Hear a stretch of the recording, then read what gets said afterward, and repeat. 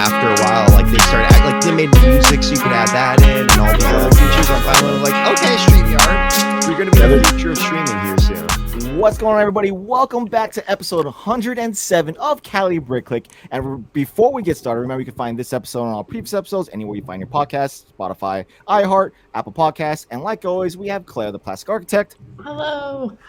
We have Ninja. Whoop whoop. And this week we have a fellow Castle fan, Breaking Up Brad. How's it going, man? It's going good. Have yourself? Good. Representing the Black Falcons and the Wolfpacks up in here. Dang, I didn't even realize You that. didn't even see that, right? I mean, this is my only Brick Monarch shirt. It is Brick Monarch. Okay. Yeah, it is. I love the quality of the tees. Like, no. I may be sponsored by them, but like I absolutely love everything they put out. Like you can see, I literally, my wardrobe 7 days a week is Brick Monarch shirts, and then as you can see, I have their signs and LED lights behind me. So I absolutely love their stuff. Well, I think my battery died. I can't even turn I have the light. I have all the stickers. I have everything Black Falcon from them. So like, I literally I don't see myself as a hardcore Castle fan. I'm just a really, really big Black Falcon fan just because I'm. You know what? I can respect it. Yeah, I went full in. I mean, the Black Knights Castle was my first Lego set. So and I recently just got that back. I don't know why, but I came up on some like a bunch of OG Castle sets from Brick Snaps or Martin. So I have a bunch of those. I don't know what I'm gonna do with it, but I just have them. I have I have a bunch of other castles that I've accumulated in my childhood time when I had them in the past. So I have a bunch of castle stuff. My lore about it's not really very, very strong. I know like gist and pieces of like watching your content and obviously Sans. So like, you know, so my knowledge about it is not that vast. So I'm not really a self-proclaimed, like, I know Castle a lot. I just like Black Falcons a lot. This is the thing. Lego Castle lore is one of the stupidest things. And I'm the person who advocates for it and makes videos upon videos about it. And I will say it is the stupidest thing. Like, I have to hunt down over like I want to call them like black market websites, maybe, just to find like snippets sometimes about something that I can use for my videos, because like, it's so crazy because every country did the lore differently. Every country like gave different stuff. Like if you look at the names of different like in different countries, they're different names actually. It's so crazy to understand. So it's for people who are like, oh, I don't know the lore. Yeah, I don't think many people do, except for the hardcore fans who are really digging into it, and then the people who watch my videos now. Like, yeah, like the index or like the source material for a lot of this is like what on magazines that are very hard to find, and like maybe a commercial here or there, but like, and then a lot of it, a box maybe from an old Lego set. Like, it seems like it just wasn't very intentional. I think it's it was from. Really? It was. No, it wasn't at all. Oh, it wasn't. I mean, sorry. Okay, because like someone didn't sit down, write it all out, and was like, okay, we're gonna piecemeal this information. It was like, as you were going, let's like figure out something that works to sell this product, and then they inherently and unintentionally created a lore out of that. Probably. Oh, like Star Wars.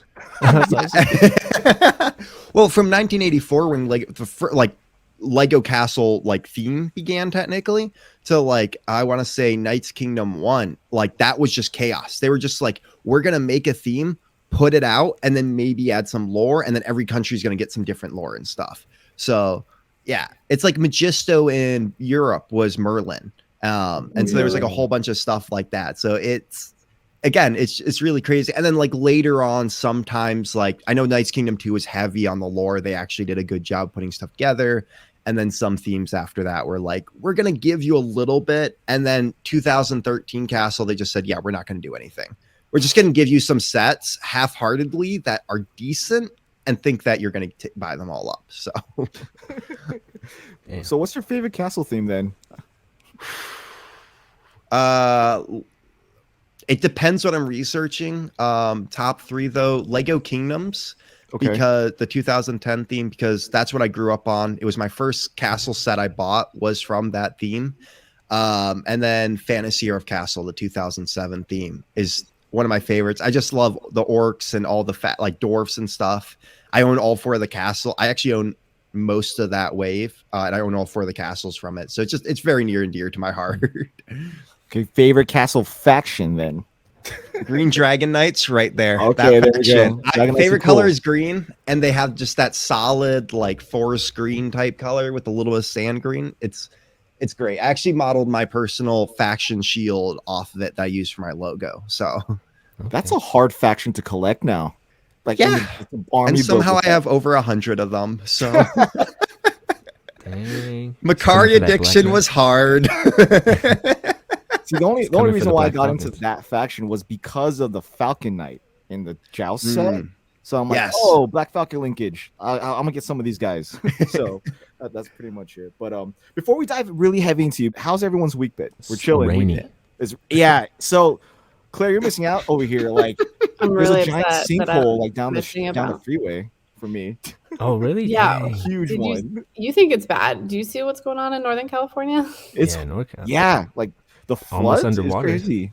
It's like evacuation warnings. It's a lot. Mhm. Yeah, not great. Supposedly, I'm we have, sitting like, up here in New storms. York with like frostbite on the ground when I wake up right now. So For us, our weather no- here no in thanks. California is just not consistent at the point where every year there's some sort of tragic, like Natural disaster. natural disaster that happens. So the past mean, couple years was yeah. fires. Now it's rain. That's At least true. it's water And this then- time. it's true. Yeah, at least we have water. I'm assuming, knock on wood, it's not earthquakes next time Mm. because that's I what don't we're know. Yeah, missing. water's not good though. Water can damage Water's- a lot of stuff. People, Mhm. people are That's there's true. already a bunch of people have died. Yeah, that is apparently. true. Yeah, and I don't know. So landslides everyone and here in stuff out Cali- here, man. We got 2 more of these storms supposedly within the next 2 weeks. So just be careful out there. Don't be like running Strap around. in. My wife was like, there was some kid that got hit, that swept away with the water. I'm like, oh my god, well, stop watching the news. Stop watching the news. Just we work from home. Just be calm. If the road's flooded, don't drive through it. Just leave it. Turn around. I was worried. So okay. So on Sunday I went for a ride with some of my brothers in the club, and we were going we went into the desert, and in my mind to the destination where we were going, there are flood spots that I already know in my head will be a problem. So as we're riding through, I mean, it was very beautiful. It was sunny somewhat. There were clouds on the right side, are like the range of mountains of Angeles Crest Mountains on the right, because I'm on the other side. And then like the clouds and the sun's beaming through. You can see the storm stuck on that side. So it was really, really pretty and really serene. And the air was perfect because it's not dirty. It's after rain. So, but as we're going down the freeway, tight formation, literally if I mess up, I'm getting run over, vice versa. If I mess up in front, they're going to hit me and there'll be a complete catastrophe. As we're going down the road 90 miles an hour on a 2-way road, I'm like, we're going to hit a flood in a second. What are we going to do when we hit these dips when I know there's a river of water going through? And every time I went over that hill to go down, when I saw no water, I was like, oh, I'm gonna live. But there were a lot of patches on the side of the roads where they were just flooded. And I'm like, oh my gosh, if we just took this ride 12 hours earlier, it would have been really, really bad. Either way, everyone out there who's driving and riding around, just be safe, especially if you're in Cali. We're not good. LA people are not good at driving the rain already. So just be safe. But Lego wise, not much happened. It was a very quiet week. Yeah, no, there Yeah, was the one GWP, GWP announcement, and it was the rabbit Easter. It's that Easter. No, It's which one is the it? Chinese New Year's. Yeah, I think. Chinese New Year. Yeah, Oh, It happens every year. Okay. right. They kind of I mean- aren't that great. I don't mess with them. The Chinese sets came out. They're finally released. I've seen them Yeah, in those North are cool. America. Yeah. Are you gonna pick up any of those? I mean, I thought I was going to, but nah, I'm not gonna touch them. You're I passing want on? that purple spaceman helmet, but I'm That not is the paying only thing whatever I that want. is. Yeah. No, I'll just bricklink You think- that. I'll pay the extra inflated Yeah, price that's on what I'm saying. bricklink. Is that bad now? That instead of just buying the set, because before a while back, I used to be like, I'm just gonna buy the set. If it's super expensive, No. I'm gonna just buy the set. $120 You know what I mean? for two pieces. It's not worth it. Yeah, I think no, that's it's not bad not. at all. That's a good thing to just buy the piece you want yeah. rather than a set you don't want for a piece you want. Yeah, but then you have And- all those extra pieces. But okay, yeah, it's that's true. if you bought the $10 set for the otters in Lego City, that makes sense. Okay, That we can makes all sense, yeah. agree 2 otters, we're willing, all the extra parts, that's fine. Once it gets over $15, that's when it gets questionable. Like, That's your unless it's threshold? battle packs. Yeah. Like, Yeah, $120 I think we'll have a pack, threshold. that's Mine was like $50. 50. I'm like, if I can spend, if the that's set's fair. close to $50, might as well just buy the set. That's Or fair, because over I've bought some 3-in-1, Sorry. some Creator 3-in-1s a Mm. couple times, and that's like Mhm. $50. So that's fair. But now it I'm at the depends point. what it is, too. Yeah, that's true. It also Yeah. depends what it is, especially if it's a minifig. But now I'm at the point where I'm like, I'd rather just pay the inflated, dumb price of the piece because I have nowhere to put the rest of the set. So $20 for the purple spaceman. You buying it? I'll pay the $20 for the purple spaceman. I don't need to buy the Okay. what is it, $100 Chinese New Year set or one something? I know I thought it was 120 or something crazy. 120? Like, I mean, it's a very good set. Don't get me wrong. I think it's Mhm. very solidly well made and it's a great design. But Yeah. But See, the exactly. things with me, I used to collect, or I mean, I did collect every Chinese New Year set as they came. But at this point, for the past couple years, I've yet to build a single one of them, like at all. I haven't touched any of Interesting. them. Oh wow, really? Yeah, I mean, like I have no reason for like it, a lot of the sets that I got were like after the year's over. So I'm like, well, I'm gonna build this. So You it's celebrate the Chinese New of. Year?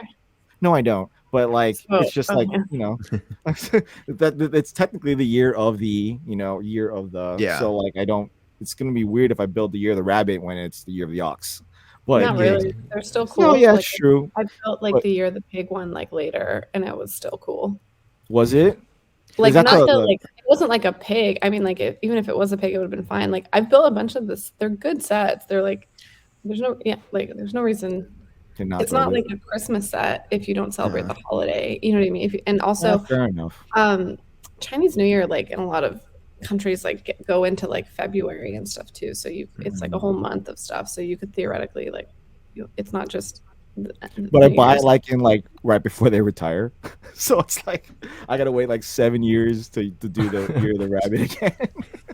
I'm curious. I don't know. Are you like thinking from like a content creation and like No. from- I like it's just like to have on display for the time period that it's out. You know what I mean? Because I do use Lego. But you like, have in a like your seasonal. Ninja. Okay, but like you have your Ninjago City stuff out, and even though that's Oh, not fair enough. specific to Yeah, you're like right. Chinese New Year, those like they kind of go they The you garden can, would look well.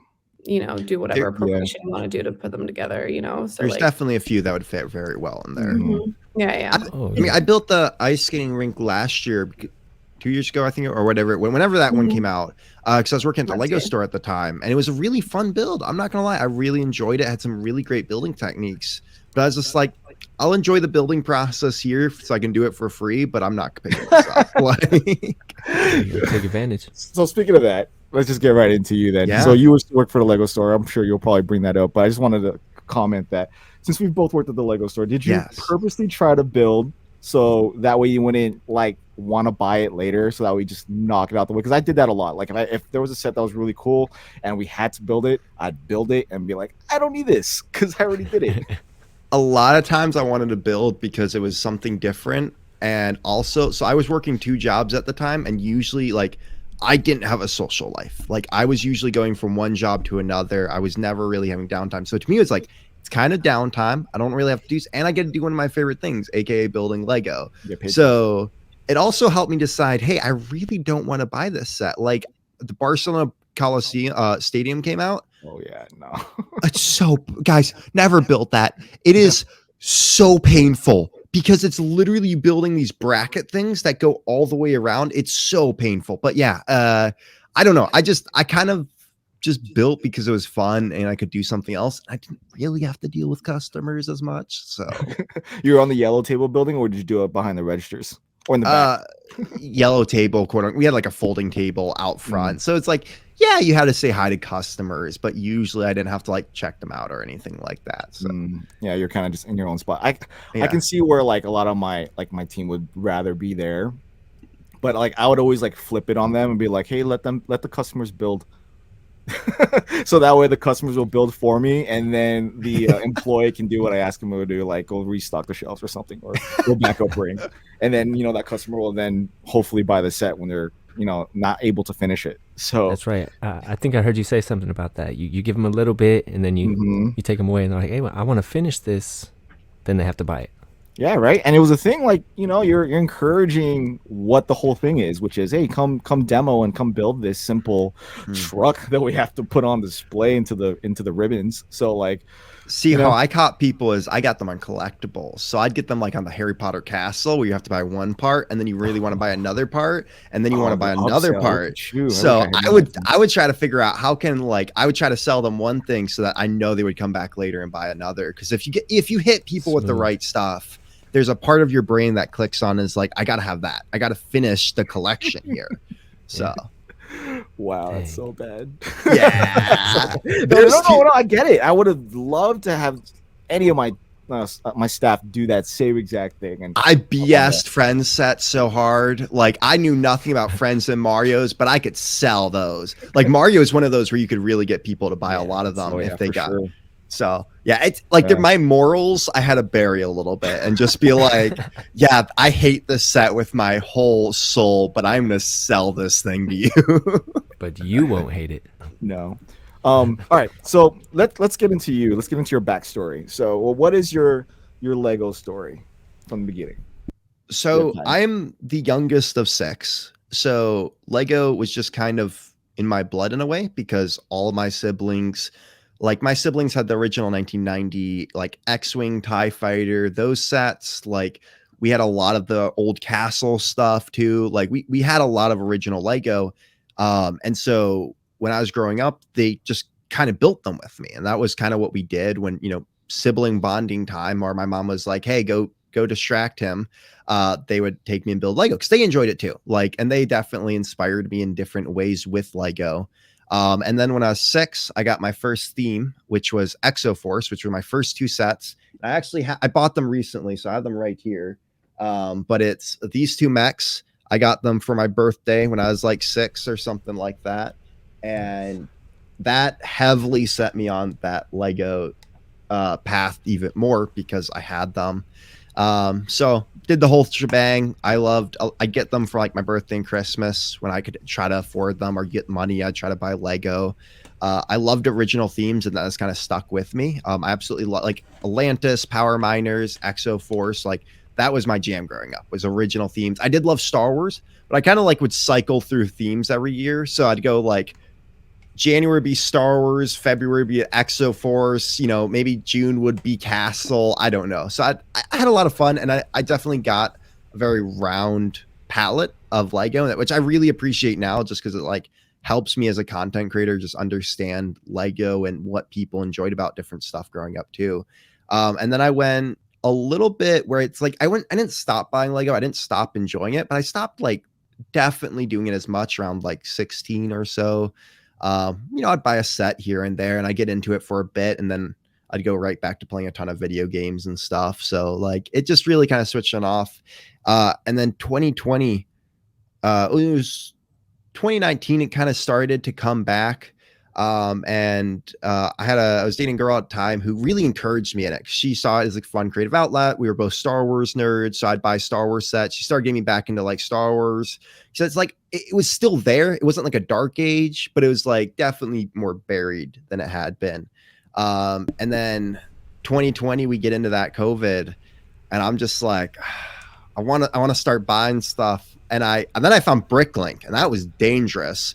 Because I started realizing, oh my gosh, all these sets I always wanted in minifigures, I can get at the tip of my fingers, and I'm making some big boy money now. So I don't know. So I started getting into it, and it got kind of bad. Like I remember by my birthday later that year, I'd bought like the U-Wing from Rogue One and all these other sets, like sealed, because like I loved Rogue One. Rogue One was my favorite Star Wars movie, and I never got the sets for it. So and then it just kind of kept spiraling from there until and I started doing content creation and it just kind of took off, and now I'm here with a giant room full of Lego and a lot more Lego that I moved out with than I planned to. So I feel like a lot of us can relate to like having our collections exponentially explode in like a small period. Oh yeah. Well, I heard, so there was a big thing about it on a study or something like that.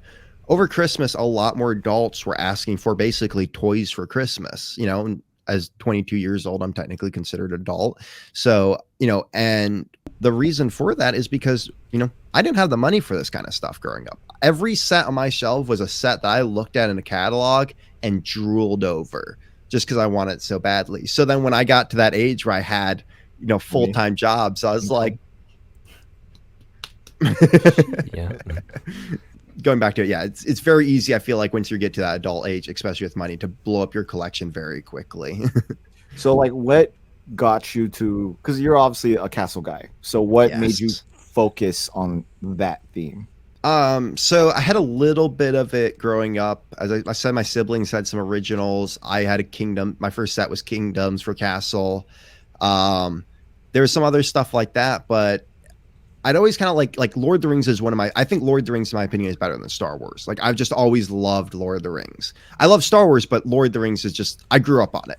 And so I always loved fantasy and stuff like that. A lot of book series like that too. So the Blacksmith came out. Actually, I got in Barracuda Bay, and something started awakening me. Like, okay, I loved pirates and castle. Maybe I'll start. And there was, on TikTok, no one was talking about those themes. Mhm. And that's where I was doing a lot of content creation. And I was like, you know what? Maybe I can start filling this niche. So I started doing a little bit of pirate content because I got Barracuda Bay. And it was such an awesome set. It was like a dream set come true of owning a pirate ship with sails. Like, it just was such a good set. And then the Blacksmith got announced, the Lego Ideas Blacksmith, right there. And I was like, I looked at it and something just snapped in me. And it was like, I got to get back into Lego Castle. So I started using Bricklink to order some castle figures, just like a few, because I was like, I got to do it. And I bought that. And then just it slowly started turning and turning. And then, of course, like, we got the 3-in-1 castle. And then I just like started buying up small lots. And I think it was like beginning of last year, I started going hard into it of just buying just Macari, Bricklink, and eBay, finding bulk lots of castle stuff and just buying as much of it as possible. So yeah, it just kind of snowballed. And then I started talking about it more. And that, I feel like once you start talking about something, you start just growing more of a love for it, especially when you start doing research into it. So Yeah, for sure. Especially your what is it? Your Tavern Talks? Tavern Talk. Yeah. So that is, Tavern Talk is my, it's my passion project. Mhm. It's my goal of wanting to tell the full history of Lego Castle from the 1979 Yellow Castle to the 2022, hopefully 2023, wink, wink, Lego, please. 90th anniversary castle. And so I'm going through and doing each faction, each theme, like doing some videos that are overall themes, some that are just factions, every castle CMF if possible too. And so it's kind of become my passion project. And I started it March of last year, just because I was trying to get back into editing. And so I started messing around with it. And if you look at my first one to the one I made more recently, it's crazy, the production quality. But so I just really started moving on that. And so, yeah, it just kind of just turned into a passion project of me wanting to tell the history of Castle, because I was looking everywhere to, we were talking about Castle lore earlier. I was trying to look everywhere for Castle lore. Brick Media, and there's a couple small videos out on YouTube that sort of talk about it. At least when I was looking into it, and there weren't a lot of people who were going in depthly into it. There was the Rewind series that did a coverage of Lego Castle, but it didn't talk about it very closely. And it was just kind of like the guy's opinion on Lego Castle. So I was like, I want a fun, I call it toilet time. You can sit on a toilet and watch these videos, like, because I figured that's where most people were doing it. So pretty much. I was like, I want to make it very enjoyable. I want someone to be able to sit down and be able to come out of it with some new facts that they learned. Even if they don't love Castle, they still learn something very enjoyable to watch, audio and visuals that pop up on the screen. And BFAB was actually a little bit of inspiration because he had done so many great things with what he was doing the style wise. And so I kind of took a little bit of that and inspiration from other creators and started doing my passion project. So yeah. No, Nice. docuseries are great. Yes. They do very well. I seen one on Bionicle. If Bionicle can't get one, then Castle deserves one.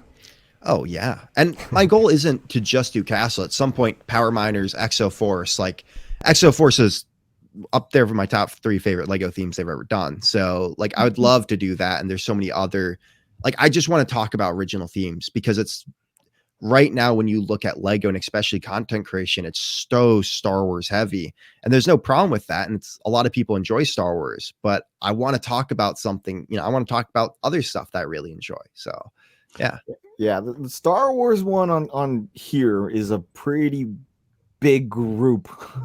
Yeah, it's also probably like targeted at you because of your demographic and stuff. But there's definitely like I have no interest in Star Wars, or I have very little in it. Like it don't worry, there's like other places. If I were you, I don't know if you know RR Slugger. It makes really good content, very like niche specific, started with Rock Raiders and really dive in. And I would say that's like a really great quality of video to like be inspired by. So definitely check them out. Very, very good stuff if that's what you like. Yeah, because I think there's definitely a way to do content that like people can enjoy that's not like clickbait Star Wars stuff, there's just clickbait in general. Yeah. Well, there's something I think there's like if you want to have success on YouTube, you can't like pass judgment on clickbait, first of all. And there's a difference between having like a catchy thumbnail and clickbait. Clickbait is a falsity there, right? That means that like what you're clicking on doesn't have anything to do with what you're doing a topic on. I think that's really the negative side of it. I mean, we have creators in the space now that are doing stuff that no one's ever really seen in terms of growth. And I think a lot of people are like kind of hating on it. And I mean, I'm not assuming like how you feel about it, but like I'm pretty reactionary towards that because it's only a good thing for the rest of the Lego space if more people see more Lego and are more interested in more Lego and want to like watch more Lego content. Like it only benefits everybody else. And I think a lot of people are like either jealous or threatened or whatever it is and are just like, it's silly, but like, I don't know. That's kind of like my little soap. My point is like, I would even like, there's no reason to not get inspired by that content and like, even like transition that into, castle content as well. Cause that could be pretty cool as like, if that's something that you would be interested in. For sure. I mean, Mr. Beast said it a while back on a podcast, like if you sell yourself out, if you compare yourself to everyone else, you're not going to grow as a content creator. It's only when you work with others and stuff. And so like my primary goal whenever I do content is to focus on see what other people are doing and work with others, because if not, you're not going to grow. If you don't share what you have learned with someone else, like I'm very blessed to have quite a few mentors in the Lego content creator community. Yeah. Like including Mini Superheroes Today, who's just an amazing fellow. But like, yeah, right. I got to see him a few weeks ago and I can't stop thinking about our conversation. So, but like, if you don't work with others, you're going to fail as a content creator. And I've seen it happen before because community is what really builds. It's never, I do social media coordinating for my job. Like we see what happens when you don't work with others, and it's really sad, but if you got to let your ego go aside, no matter what type of content you're doing. So yeah, I think like, especially these tropes, like or whatever are never like good things regardless of the industry, but they're almost even more exacerbated in social media. It's like jealousy, hypersensitivity, taking things personally, judgment, and isolation are not great things, and it's really interesting to watch it happen. But I mean, who knows? Let's just see like what happens, because there's with social media, there's really big content creators out there, and it's like you can't blame them for isolating themselves as well, because there's safety issues. The internet's a weird place, like, you know what I mean? It's just like you get to a gray area at one point, right? So which is a different conversation. But I agree. I think when you're growing and when you want to have growth, I guess, yeah, like what are your like personal goals for Castle and for your YouTube or TikTok or like all the platforms that you're working? Because obviously your full-time gig is social media. So it sounds like you like social media in general. And like, would you like to leave that and do your own thing, or always have that on the side? Like what are you thinking? So I've been doing YouTube technically since I was like 13, which that was a long time ago. Mhm. And I started off with literally pointing a camera at an iPad and playing Clash of Clans. And now I will never leak the name of that channel Right. because my voice was going through puberty, and that content is the worst content I have ever Right. put onto the planet. I don't think we don't call it content. I don't even know why you're calling it content. That is Yes. a child on the internet whose parents Exactly. probably should have not given you that phone to do that. Shout out to Clash of Clans though. I miss playing that game. Yeah, right? It's still out there. But It it is. taught me lessons, and that's what I'm trying to bring from this. So it taught me a lot about what I wanted to go with it. Now I thought when like videography, like with the phone. yeah, no. Well, I didn't know how to record the iPad. I wanted, I grew up in the generation of people who were watching Minecraft YouTubers and be like, I'm gonna be that next, I'm gonna be the next big thing out there. And it's not always gonna happen. And until I found what I was passionate about and started using TikTok, did I actually go anywhere with it? I did that channel for 3 to 4 years and only had 75 subscribers. And I had a constant upload schedule at one point. So but it taught me something. And the more you do it, the more you learn. And so, I look back 2 years ago and the content I was making on my boss recently sent me a screenshot from my first video. And I was looking at the production quality of that and looking at the newest one. And I was like, so much has changed in 2 years. Again, I'm in a great studio type thing with lighting right now because I upgraded. I learned about microphones. I learned about cameras. I learned about lighting. I went to college for this. So for the future, it's just kind of been like, I would love to quit the job I'm at right now. I love my job, but I'd love to quit it and do content full time. But I always know content's a very hard thing to make full time sometimes too. So you have to really make sure that you're in a good spot before you do it. But what I've also realized, I don't really care where my YouTube channel goes as long as I can tell that story about Lego Castle right now.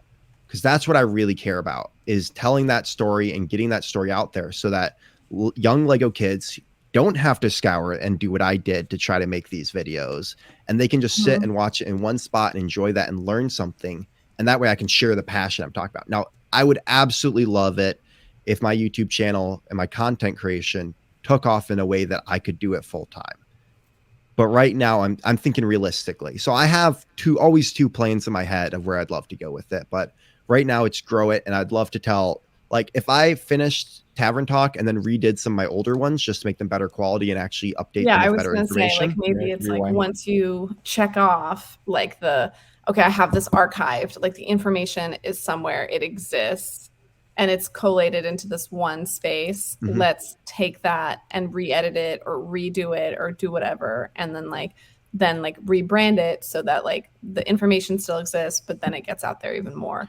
Because you can argue that even if you don't want financial success or fame, whatever kind of success you can talk with YouTube, you could even say that the more people hearing about it, the better it is. And then the more fan fiction or whatever how fandoms work, it could just develop further, which would inherently support Lego producing more products that are within the vein of Castle, which would be really cool.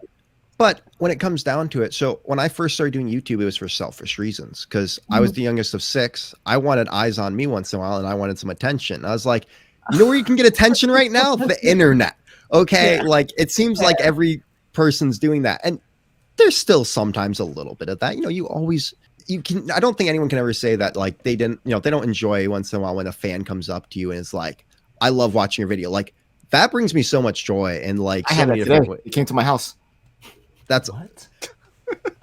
All right, a little backstory. So my neighbor, he works with someone who watches my stuff, and they left work early for some reason. And my neighbor hit me up, like, "Hey, blah blah." I'm like, "Sure." Can he meet you? I'm like, "Yeah, just bring him to the house." He already knows where I live, anyways. If he knows you, he knows where I live. It's totally fine. So he came in here and flipped out. Oh, that's awesome. I thought he just showed up to you. Yeah, might as well. You're in my house. Might as well come look at the Lego collection. I mean, you're a Lego fan. Let's look at the stuff and let's admire it. And I love that. I love, going back to it, but I love talking to other Lego fans in general. Obviously we talk to each other all the time here, but there's a little barrier where we can't really fully truly talk about it. But when you see someone out physically that you can actually shake their hand and stuff, especially if you don't know them, it's cool to talk about Lego. And of course it is. You want me to call up my friends from high school and be like, I'm really excited about this new video that I just uploaded, and they're going to be so excited for me, and they're going to be so supportive because they're good friends. But like after that, they could not give two Fs. Like, but exactly. no, and they don't understand either. I deal with this all the time because like right now I'm in this transition period where I'm like, I got all these content creator friends who I can hit up anytime and we can have an amazing conversation around content, Lego, and whatever. And then I got like my high school friends, which I love talking with them. I hang out, but I like, we hang out. I'm like, oh yeah, guys, I just, they're like happy I got to these milestones or whatever. But when it comes to the Lego, they're like, it's cool, but like I don't really see it. Like, no, some of them. So my friends are like older, so they're probably a bit more respectful than that. But they like come in, they're like, "This is so cool," and they're also older, where it's like they don't care about being cool or whatever it is. You know what I mean? So they're like also getting back into it. So there's like a bunch of my friends that I got into the botanicals, like some of them have kids, and so we like will get them presents as well of Lego, and they appreciate it. And like we've gotten some of our older family into it, and like this past Christmas we brought like 5 or 6 Lego sets that like the whole family built together, like different people, like, so it was a lot of fun that like we bring that. So like you can look forward to that later, like once your friends like figure out their own stuff, and like get like figure out it's okay to like Lego, or like they'll get it, because it's not this like weird niche, like it's actually quite changed a lot. It's changing a lot in the last 2 years, especially because of Lego masters and content creators, in my opinion, and TikTok, like especially. So. But also, it's like, but in general, though, people are gravitating towards like healthier hobbies that are dexterity based and puzzles and all sorts of stuff like that. That like people are, even after the pandemic, like people are leaning towards doing stuff like that. And also, I think finding hobbies that people aren't like drinking and stuff like that is also becoming a little bit more trendy, like which is a good thing, especially for like really young people. So I think there's definitely like a trend in that direction, but it's not even like the fact that they don't love it or they don't appreciate it. It's just like, I don't know. It's the same thing. Like even when I was working like 100% full time, like knee deep in an architecture firm, I'm just consulting now, but when I was like heads down, I was so annoying because like I'm so passionate about whatever it is I'm doing at the time that's like all I can talk about. And my poor friends have like supported me through like every single wave of everything that I've been interested in my entire life.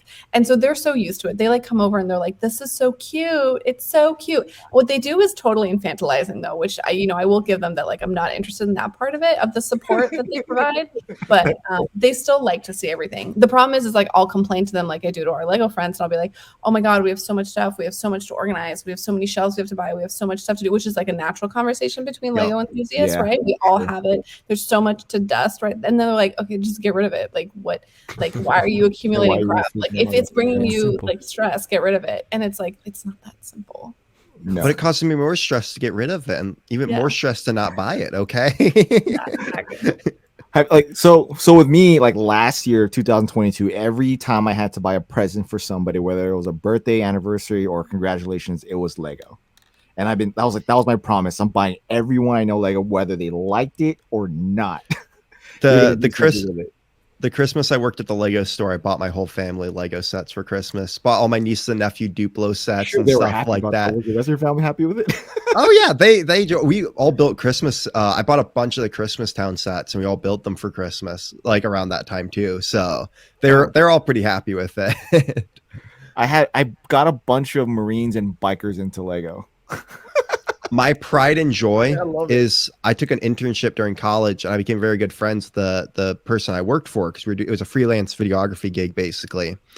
And he found my TikTok at one point, because that's where I was originally doing content, and he got into it, and he has 2 kids, and so they started getting into it too. And he got into it where the point he bought the Millennium Falcon and stands from like Wicked Bricks and stuff like that, and buying light kits and stuff.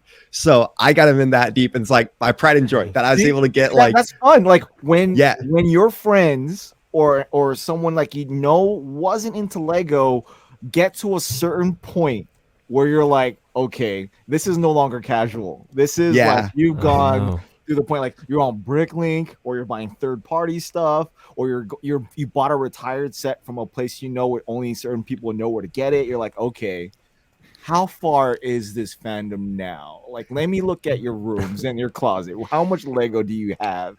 He sent me a picture of his desk recently, and above it is all the like he buys a lot of the busts, and they're just like all around the top, like shelf, just around the top of his desk with like a falcon sitting next to it. I'm like, yeah, not a problem at all. Like, I love that. It makes me like smile very big. My grin is huge when like I have someone send me a photo that I knew for sure did not care about Lego a year ago.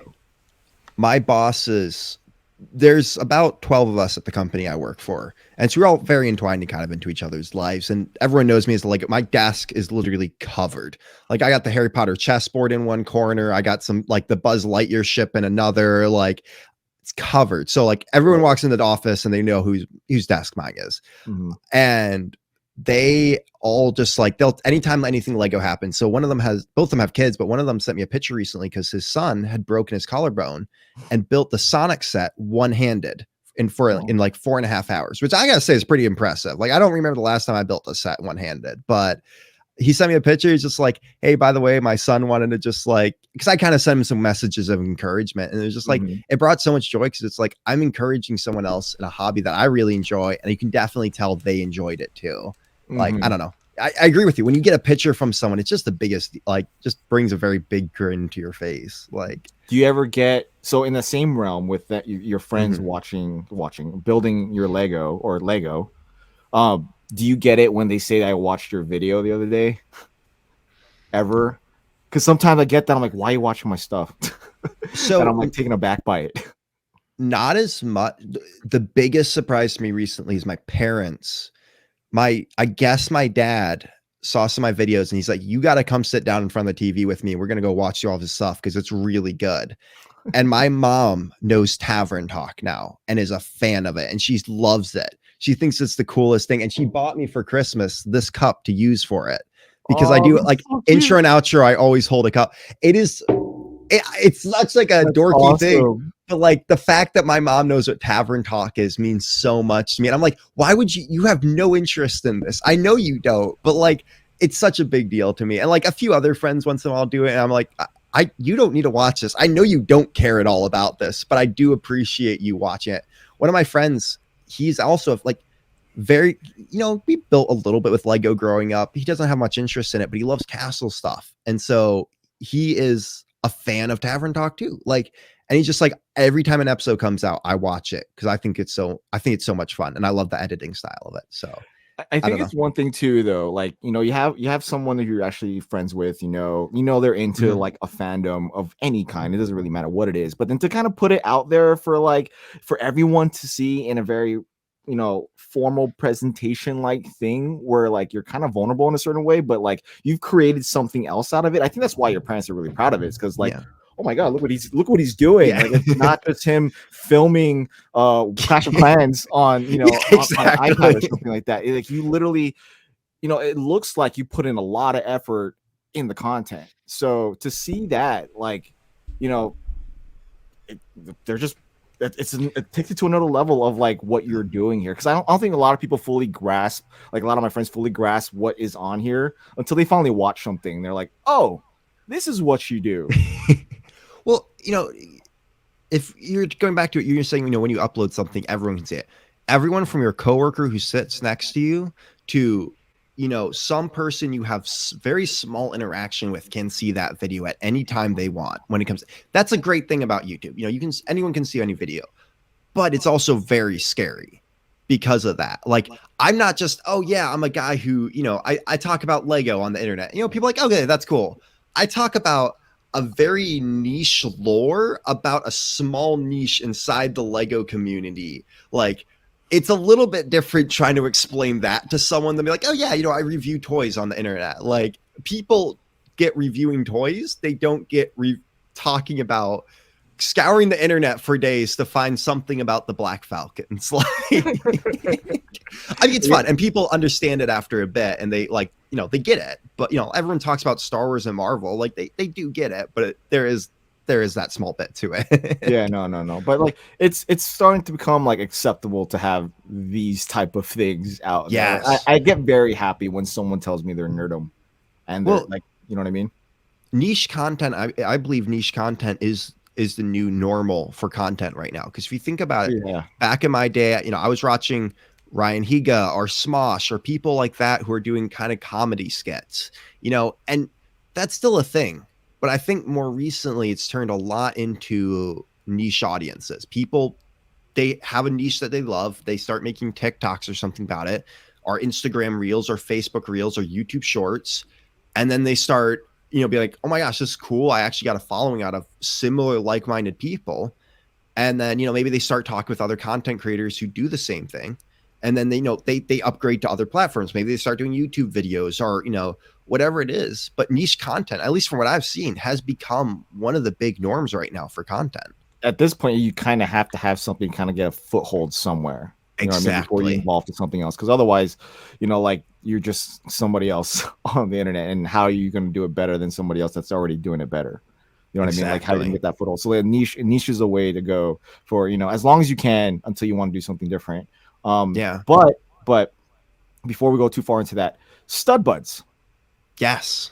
Yeah. Let's talk about that for a little bit. So this is another fellow show out there that's alive. It's I call it a podcast, but it's live. And it's another one of these live stream shows that have evolved in the past couple of years. Because there are a number of you that I can only count like maybe 6 on my hands, sorry, that really do this well, and Stud Buds is one of them. So let's dive into that. So what is Stud Buds? So Stud Buds is a podcast I do with Matt Mellish, Ethan the Artisan. So Matt, I know you guys had Matt Mellish on. Another point, Ethan the Artisan, of course, Lego Masters Season 3, and Block Studios, who's another content creator out there in the Lego world. So the 4 of us met on very early on in our Lego content creation. And do you know Brick Blaze? Yes. Okay, so AWO for life, son. Yeah, Brick Blaze, Brick Smith, those guys, they're awesome. They're actually the first people in the community to reach out to me, so I always give them props for that. They're very welcoming, but they had us on a show at different times, and we all kind of stayed along, but we'd always stay after the show and start talking, and the 4 of us just really vibed well together. Like we really just were like, wow, like we all love the same thing. Like we all, we're all very close in age too, which really helped. And so we got talking after a while, like we want something intentional. We want to be able to sit down with guests or do a Lego thing. And it's very intentional. We have questions. We want it so anyone can come watch these who enjoys Lego and just have a good time, and that's hang out and listening to us. Like we want to make sure this is a piece of content that's not just fun for the people on screen, but fun for the people watching. And so, we started doing Stud Buds, and I kind of was pushing for it for a while of being like, hey, I really want to do something. I want to do something, the 4 of us. I want to do a podcast. Matt was at first like, I don't know. Like I've done stuff like this in the past and it doesn't usually go well, which I'm really glad that like he agreed to it eventually, because it's turned into like, we just become best friends out of it. So we started doing it, and it's very intentional content, as I call it. Like we come on, we spend like an hour or 2, sometimes 2 hours planning out each show just so we can make sure that we have topics that we come in with. So what kind of happens with it is we have different segments, we call it. So one of them is Mocky Time, where Ethan will bring different mocks, and sometimes we make a little game out of it. But it's to show off mocks in the community. We do an investment time, which is like just Matt finds different themes or sets and looks at, hey, is this a good investment or not? And we try to do it with what's relevant right now. So like when Bad Batch was out, we talked about a lot of the figures that were influenced by Bad Batch. I do a tier list, which, we go and rank old Lego themes, and it's just my love of talking about old classic themes and introducing some that people may have not heard about. Like we just did Life on Mars, this past week, and I had heard about it, but that was some truly awful sets. But like, Zane will do a trivia time, and we have all these different segments, and we started kind of building them over a while, and each show has a couple different ones. And of course we talk about the Lego, what's happening Lego news wise, and then have guests on from everyone from Emmasaurus to, we've had mini superheroes today on, to like smaller TikTokers that people kind of don't know. And we really just try to make sure, like, if we want to bring the small people out, but we also want to introduce the, people maybe other people haven't heard of, because a lot of our audience came from TikTok originally. So we were, I recognize that sticker. But yeah, so that's kind of the best way I can explain it. It's very like we have different segments. There's always something that's kind of happening during it. And then more recently, we've been trying to have discussion topics from the community to talk about. So yeah, it's the four of us and we have a good time. It's every Tuesday at 8 p.m. And honestly, like if you don't want to watch it live, Eastern, I should say that. If you don't want to watch it live, it's always up on the YouTube channel afterwards. So no, Stubbuds is one of those shows or like streams, casts, whatever you want to call them, that I always have played sometime during the week if it's not live. And occasionally, like I get on there and I lurk out like for a good chunk of it, and then I'll play it later when I'm at work the next day. So it's good that you're at the point now because you're at how many episodes? You're past 2 years, right? Yeah, we don't count. We stopped counting episodes a while back. Yeah. We've been doing it for over 2 years now. Yeah, you're past 2 years, but it's reliable. You know? 'Cause I've seen so many other type of podcasts like pop up, and you could just literally type in Lego podcast and you'll see how many that pop up that stopped after like an episode, 2 episodes, 3 episodes, so they can't get past like the short time frame, or they go on hiatus for a little bit and they don't come back, or it completely like just like fizzles out. And I think when it comes down to it, the reason Stud Buds hasn't died out is because we have a general idea what our show is going to be. It's not just like, all right, we're going to get on and hang out and talk. Like, and that's not a bad thing to do. And I think not trying to target this out. Like, we always know that we have something that we want to talk about, like our, whether that's investments or what. And on top of it, we're friends. We're all, when it comes down to it, we're just friends. And I think a lot of people, they get on podcasts with people they don't know and try to start something. And so then, in-house fighting starts or whatever it is. And like, we fought, we all admit we fought. But when it comes down to it, we're like, hey, let's take a step back because we want to make sure we're still friends coming out of this. And we want to make sure we still love on each other because like we're brothers at this point. Like, we are, the four of us have just been, when you stream every day, I mean, you guys probably know this, when you stream every day for, every week for months straight, you become close. Like you cannot not become close because you just, hang out after the show or whatever it is. So when it comes down to it, I think one of the reasons Stud Buds has just stayed around is because we're just friends. We're buds. Like no, that's so of the shows that do this, and the podcasts that do this, that's pretty much the same kind of formula of relationships. You know what I mean? Like everyone is cool. Like there is friction every now and then, which is good. It's good to have friction. You know what I mean? Yeah. Like just like any other relationship out there. But like they power through it as any relationship should. Exactly. So what like where do you see yourselves with that channel? Because you moved it all on one channel, so you can find it on the Stud Buds channel. Yeah, we just want to just keep doing it. Like we all have individual goals. Like, all of us want to kind of make content creation or a full-time job if possible, as I've said. But like when it comes down to it, we just want to keep the show going. We've been doing it for so long, it's just like, number of subscribers could always go up, number of people watching could always go up. But when it comes down to it, we just want to keep it going. We want to keep having fun and we want to keep talking about what we love, which is Lego. So I know that's a little bit of like a throwaway answer, but it's kind of what it is. Like that's essentially what makes it work. So I mean, you can't hate on that. It's something to be acknowledged and understood, just in case anybody else wants to do that out there. So growing a podcast on YouTube is very hard, unless like you're in the same room together and you have like 4 cameras and you have like very cliquey outside community type of topics. And for us, Lego's already a small community in comparison to the rest of YouTube, and let alone it's like long form content, and for the most of it we're all in different rooms. You know what I mean? So it's going to be interesting to see what YouTube does with podcasts soon, since they have their own YouTube podcast section now. You know what I mean? Oh, it's my daughter. You know what I mean? So that's a new thing. Like it's in beta, so I know they only have like the large shows on there. So I don't know what that means for everybody else. Because they did acknowledge that like podcasts are like people go to YouTube for podcasts, and it's starting to compete with like Spotify, which is like, or what's the other one? I mean, Apple Podcasts, Google Podcasts are both really big right now too. But YouTube is starting to become like, especially with like large podcasts that are out there like the Full Send and any other podcasts like that, which rely heavily on YouTube. You know what I mean?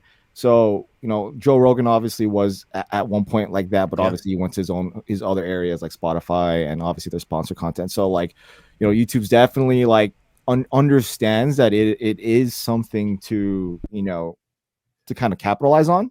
Yeah. So, and this year, I think and like I said, it's in beta. Like you could literally type in YouTube/podcast, and then you'll see all these different shows that are all over the place. So it's going to be interesting to see where they throw, podcasts like ours and yours and any other similar shows like that.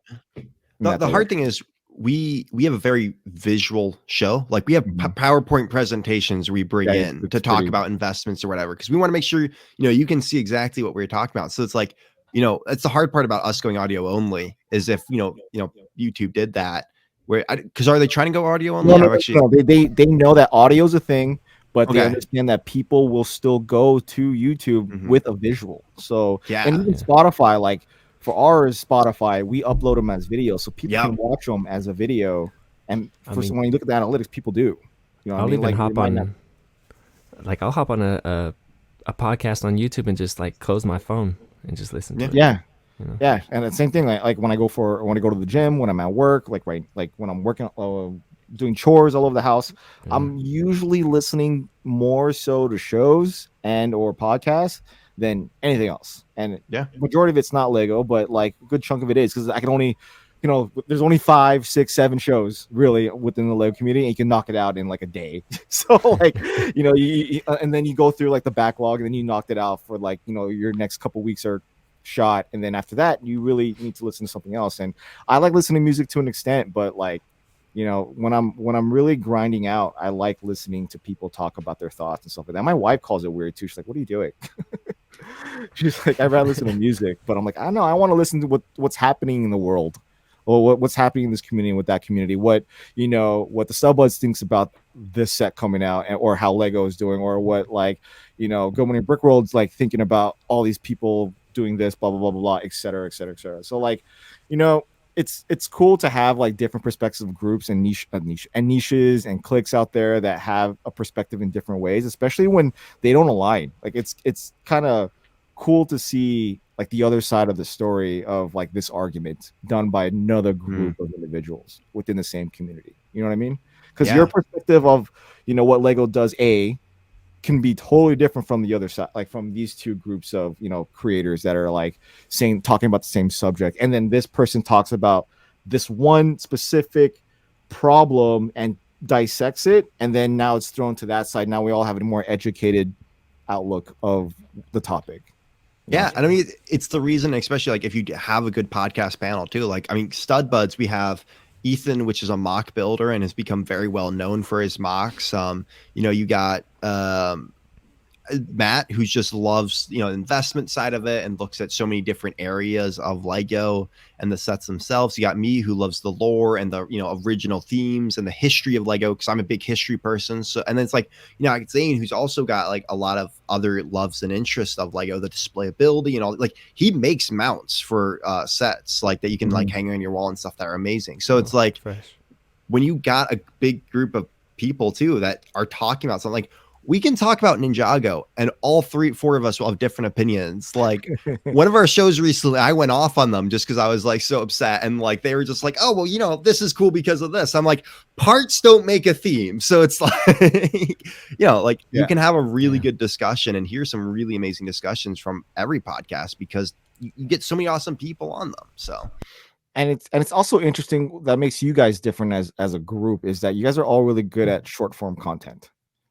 And like, now you guys are all making and have been, but now heavily focusing on long form content, and you're taking what you learned in short form into like a longer form like type of story. And like watching guys all do that at once, like it's pretty interesting because for the other side of that, where a lot of people are on YouTube are used to just doing long form content and having to get used to like taking their idea and then shrinking it down to like 8 seconds. It's like a big shift. But like what keeps people's attention now is the quickness, like what holding the attention for 8 seconds, like the 8-second rule. Like that's pretty much what long form content is at this point. Like how do you keep people engaged in long form content and doing it in stud buds. I mean, you guys are doing it well. Appreciate it.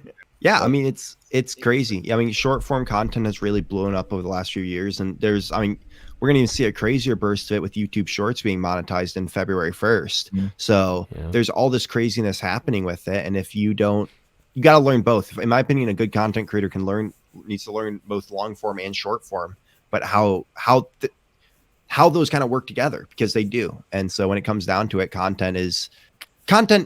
there's a good general knowledge of content that you need to know, but when you can learn how to use short form and long form very well, it makes you dangerous as a content creator in a good way. Right. So I don't know, brings balance to the force right there. Exactly. Yeah. No. So I don't know. I think you're winning. Just keep up with what you're doing, man. But like, you guys are all great at what you guys do. I follow all 4 of you, so each of you definitely brings something different to the table. And as a collective, you guys are whole. So it's pretty dope to Appreciate see. it. Appreciate it. And the fact that you guys are still going. That's what's up. Yeah, and that's the thing. Like you're still grinding on it. That's freaking great. I don't know how. There's some weeks that I'm just like, we're still doing this. I just like, it's become like brushing my teeth. You know, you just do it at this point. Like, routine. Is it like at least for, it's kind of the same thing for us too. It's like, it's a way for us, to meet people, and then also it's like a little bit of like a social outlet for just like an hour or so. It's a way for me to stay in contact. Nice. Yeah.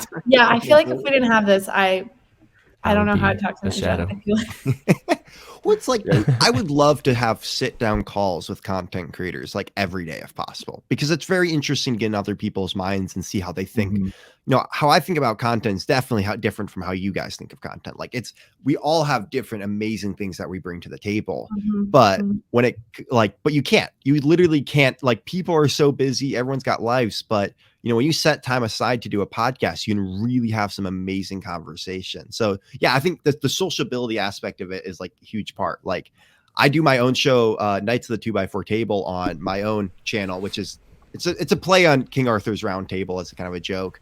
And like, I just love bringing on people just because I want to talk about Castle with them. Like, that's the whole reason I started doing like a live stream just on my personal YouTube channel. So I just wanted one place to talk about Castle and meet other Castle fans and content creators and talk to them. So there's plenty of Castle fans out there, which, if you go to any Lego convention, you'll see you, and there's good reason for it. And yeah, you can be like, and there's so many different, tiers to it, which is so cool. But anyway. Oh yeah. My best way is I just walk around with Brick Monarch shirts at conventions, and people are like, "Oh, you're a Castle fan?" And I'm like, "Exactly. Let's have a conversation." Are you going to Chicago, or are you going to just do Virginia this year? So my goal is about 5 events this year, if possible. I'm trying to do as many as possible, but Chicago is the big one, and my birthday is that like same weekend. So my goal is definitely Chicago. Yeah, I'm like, this sounds like a great, as long as my job is, doesn't have, we don't have a conference or something that we have to attend that weekend. Like, I'm so going to be there. All the TikTokers. So we set up Virginia as our big event last year. This year, we're trying to do Chicago and then also Virginia if possible. I'm trying to do that one too.